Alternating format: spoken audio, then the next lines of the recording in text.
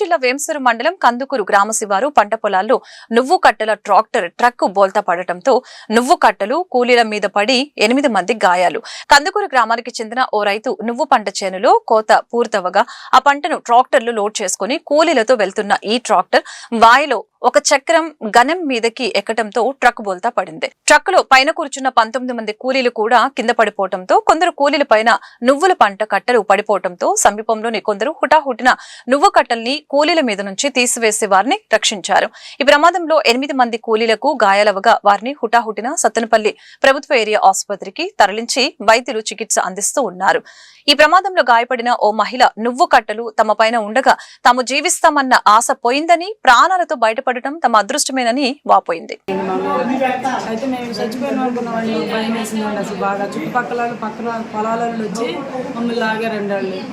అలాగేసరికి మేము బయటకు వచ్చాం, లేకపోతే మేము అయిపోయాము. 19 మంది ఉన్నామండి. మేము ఆటో మీద వస్తున్నామండి. కందుకూరు అండి.